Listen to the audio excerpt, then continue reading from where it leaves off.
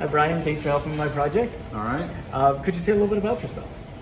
So my name is Brian Keating, and I mostly do software development work related to forecasting, but I've been interested in space exploration since I was a very young child. And my parents sort of encouraged it because their line of work, it allowed me to meet people that were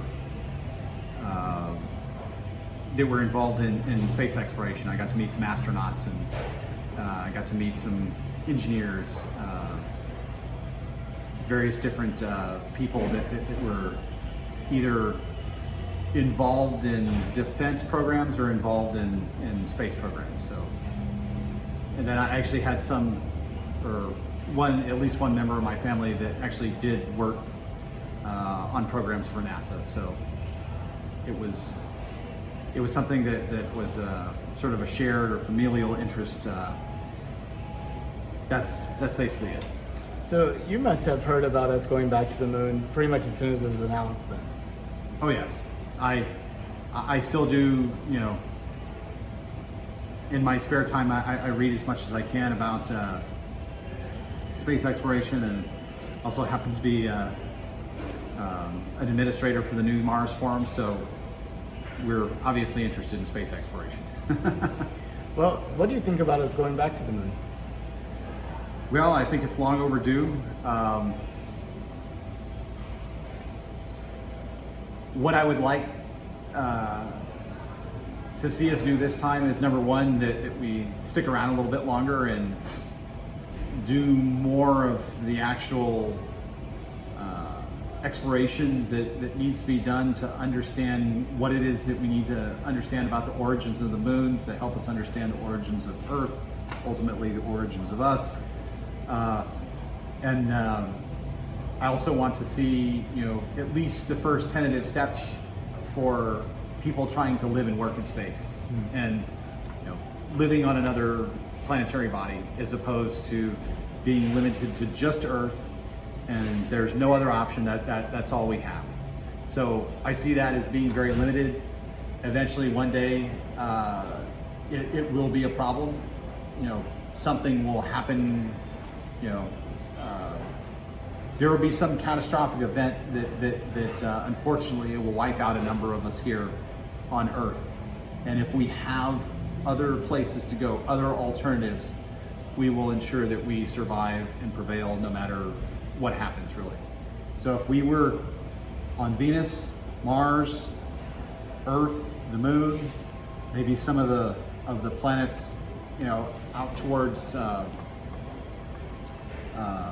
Jupiter and Saturn, then I feel like,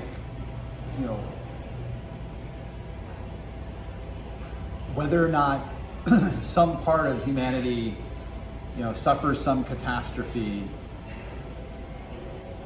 as a whole, we will continue. And by us going out there and doing these exploration and scientific discovery tasks and even mundane things, just like living and working in space, we're bringing about that future where we've assured our survival, where we have like a broader sense of what it means to be human. Like, we're not so fixated on what I consider petty things like skin color, what part of the world you're from, what you look like or believe in, or whatever, who you love. All that stuff is, it has its place, but like, one of the things that all the astronauts that did go to the moon said is it gave them perspective on how small we were. And number one, that obviously protecting what we have was important, but number two, that we need to expand and outwards and explore and colonize the other worlds in the solar system,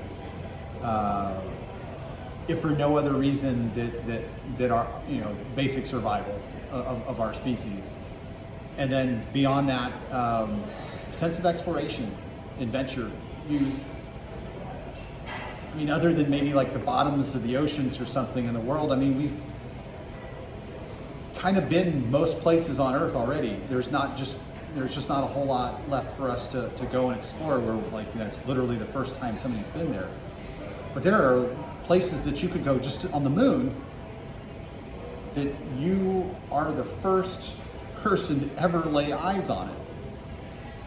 And that's what I find exciting, is the idea that, you know, you are going somewhere that is fundamentally new for humanity. Nobody else has been there, nobody's seen it, nobody's experienced it. So I would think that that would be kind of, you know, interesting or exciting for just about anybody, and it is for me, obviously. I mean, that is amazing to think about. I mean, there really probably is no place on Earth where you could go at this point that somebody else hasn't already been. Even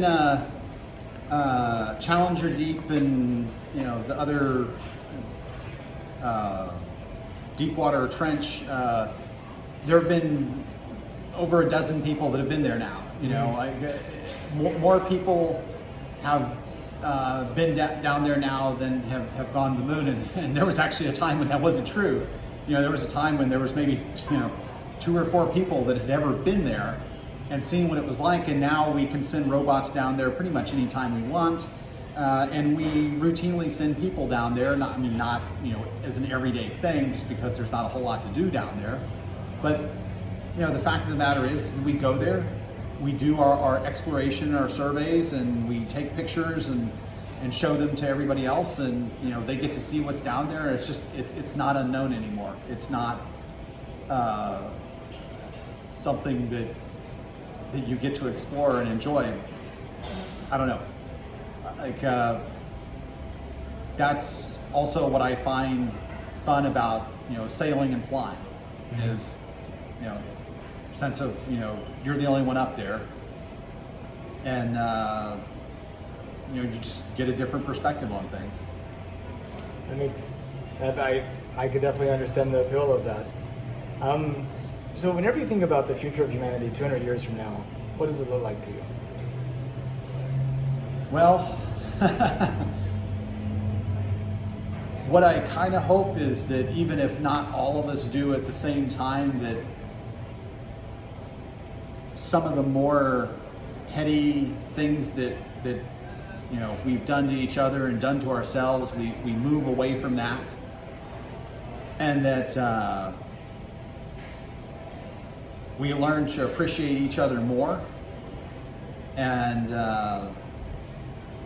there's more places that we can go, that if we are having problems with some other person, group of people, whatever, instead of, you know, like the obvious solution being killing each other, maybe you can just like, okay, well, I'm going to go over to this other planet now, and I'll see you later, and, you know, leave me alone.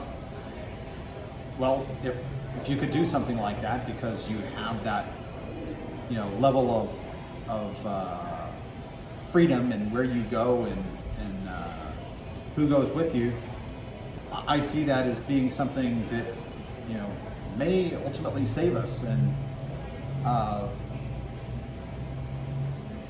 I guess I fully expect 200 years from now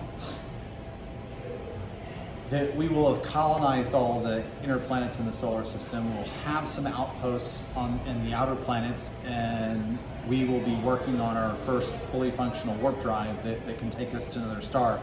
Because realistically, nothing else is going to, you know, allow us to go there in any reasonable amount of time. I mean, it's too far. I mean, it's absolutely incredible how vast space is and how little of it we have actually explored. Even, you know, how few things we've pointed our telescopes at to just look at it just once. And the other thing that I'm kind of hoping is that maybe we get a better understanding of, you know, origin of everything by then, you know, Big Bang, all that entire ball of wax and everything that entails. But I'm kind of hoping that some of these big questions that we've had people have had for forever, basically, kind of, one way or another get answered by then. So that's where I expect us to be, in another century or two. That would be amazing. Everyone was safe and affordable. Would you take a trip to space? Of course. Like, how far would you go? Just suborbital orbit, to the moon and back? Would you immigrate to Mars? I mean, actually, kind of wanted to see some of the moons of the outer planets. So, like, I would be, if I actually had the money to do it, even though I would maybe gone for years, I think that I would want to see, I want to see Jupiter up close. And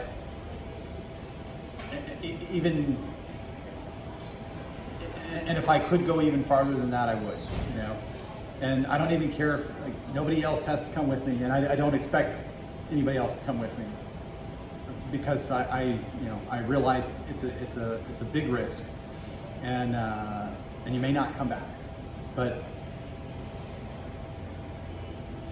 that's how strongly I believe in that. Is that that's what it is that we should be aiming for, is how far can we go out, and will our technology allow us to ultimately go to another star one day?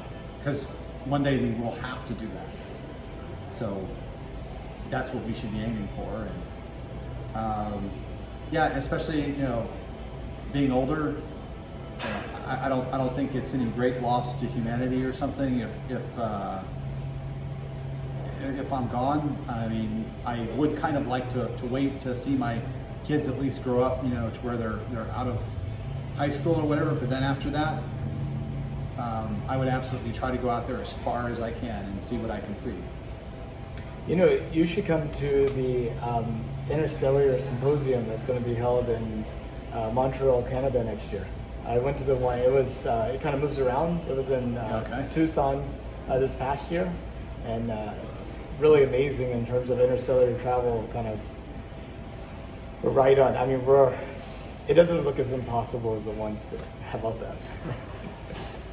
I don't think that it's impossible, but I think that there's some serious breakthrough advances that we need to make in order to achieve that kind of space flight. But I do believe that not even 200 years, but within 100 years, that we'll have that done. We've already created our first warp bubble. It doesn't matter that it was small or that we couldn't. The fact of the matter is that was more, warp bubble than anybody else in humanity had ever seen or created before. And we did that just this year or last year. These are not unsolvable problems. I mean, if they were, nobody would have been able to create a warp bubble, but they did. Mm-hmm. That means that, given enough effort and smart young people that can devote their ingenuity to solving those problems, that can be done. We don't really have limits other than the limits that we impose up here. And I guess, if we want to talk about things that I would like to see 200 years now in the future, it'd be great if people could understand that between here and here, those are the limits that you have. Whatever you think your limits are, that's what your limits are. But other than that, no. If you devote the brain power to it, you can overcome anything. So that's ultimately what I would like to see happen to all of us. I don't just mean, America or some person or something, like all of us. Like, eventually we all come to that realization, we need to be sailors setting sail for other stars and expanding what we know beyond anything that anybody before us had ever even conceived of. Because if we don't do that, ultimately one day something will come along and it will kill us all. Anyway. On the other side of it, we're also missing out. I mean, to think that we're like this itsy-bitsy microspeck in this great cosmos, and that we're content with that. Yeah, that's the other thing that I kind of don't understand is why you would limit yourself to such narrow, narrow view of the world. Like, expand horizons, see new things. Don't limit yourself to, what somebody else told you is possible. Number one, people make mistakes. There's not one single person that knows everything, or can foresee future, changes and advancements to both, human thinking and human technology. So, don't limit yourself that way. Absolutely. Now, if you could just imagine this, it's 200 years from now, your great granddaughter, however many greats it takes, has grown up on Mars her entire life. She's now in high school. And just like high schoolers today might do a project on the 1820s, she's doing a project on the 2020s. Oh, yeah. What do you think would be good for her to put in that paper? Probably that we were the first group of people that, number one, thought that we could go there and live there. And number two, we actually made a serious effort to do that. Not, just a government program or something like that, but, ordinary people made a concerted attempt to devote, their monetary resources, their brain power, the work that they do to that goal of us finally, after thousands of years of human civilization, leaving this planet and going and seeing what it was like to live on it again. That's amazing. I really do hope this decade is transformational. Like, those dreams actually become the beginnings of implementation. I think short of an economic collapse or World War III, it will be. But, we have to get through the next 20 years without any serious, world-changing issues in order for us to have, the energy, the money, the manpower, the resources, and the freedom to go and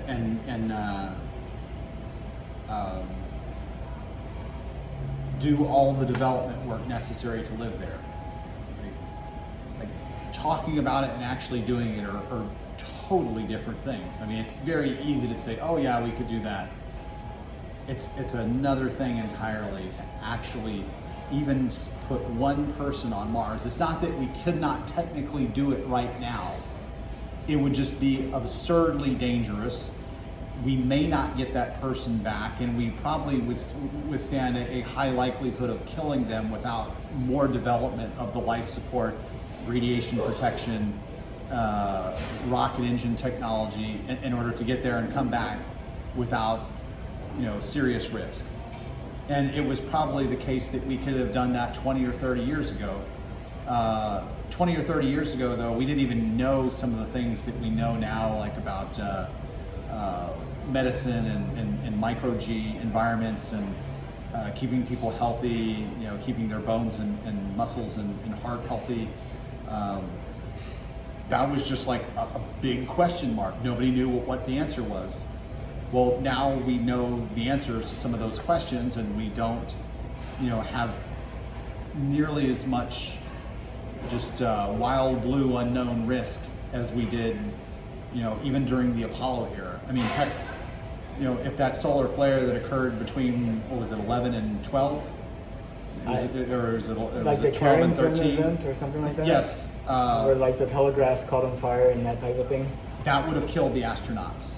Well, that would also probably destroy the large parts of our networks and infrastructure here on Earth today, which not nearly as robust. It could still be, every bit as devastating. But what I'm getting at is that now at least somebody has that idea in their head that that's a risk, that they need to do something to try to mitigate it, because it can and will happen eventually. And that now that you know all these things that you needed to know about medicine, human physiology, regenerative life support technologies, photovoltaics and batteries, nuclear technology, all of the stuff that made crewed space flight possible, and not just possible like it was barely technically feasible the way it was during the Apollo missions, but actually practical and sustainable. Those are the things that we have really spent real money and real effort developing. And it shows when you look at some of the things that NASA has achieved.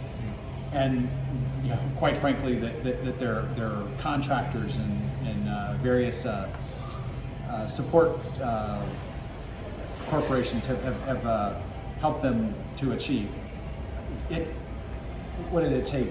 Over 10 years to develop technology like cameras, the Emmy swing bed technology that they're going to use on Orion, and that is obviously going on future Mars missions. Well, the reason that works is that somebody spent at least 10 years of their life iteratively perfecting that technology.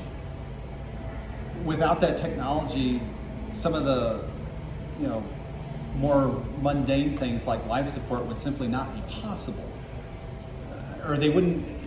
Maybe it would, be within the realm of feasibility, but it just would not be practical. It would be unbelievably dangerous, to have an unacceptable risk of a serious failure inside of a single mission, like a 2-year time span. And you really don't want to go to another planet where you're tens of millions of miles away from home with technology that's at that level of reliability. That was kind of like the analog age, yes, thankfully every rocket in the Apollo program actually worked, but it was kind of iffy if you were to watch those first few launches that they did without crew on board, as to whether or not the thing was just simply going to veer wildly off course and blow up. Like, there were serious, issues that they only caught after, they did it for the first time, because nobody had launched something like that before. They just, now we have a private company that's building a rocket that's more powerful than a Saturn V, and it took a fraction of the money that it took to build Saturn V. And they're building many of them. Yes, and they're going to build them on an assembly line. And 2 per week if they reach. Let's hope. So by having that level of technology, we can go wherever we want within our own solar system, within some reasonable time frame. Obviously, whatever technologies that you select determine how fast you arrive.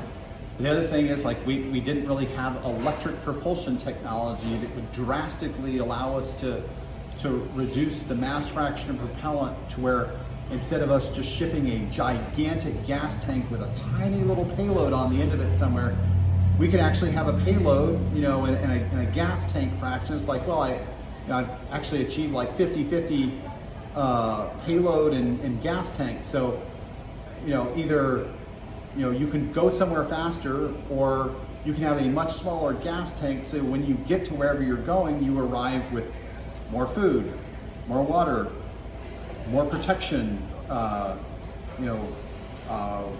spare parts, things that you would need if you were going to decide that, hey, I'm just going to I'm going to set up shop here, and I'm going to live here in space permanently, wherever it is that I happen to pick out that I like. Could be in orbit around another planet.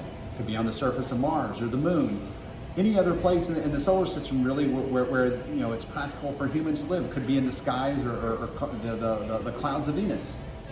But by us spending the time and effort today on all the development work that we've been doing, it's very unsexy. It doesn't get headlines. It doesn't wow the crowd. But all the stuff that NASA and companies like SpaceX and companies, frankly, like ULA, Orbital ATK, or I guess they got bought out by Grumman now. But all the stuff that they're doing, all the technologies that have just now become available, that is the type of thing that's going to allow us to live in space and to do it in a practical manner. You know, the reason that only NASA astronauts, for the most part, go to space up until now, Up until yesterday. up until yesterday,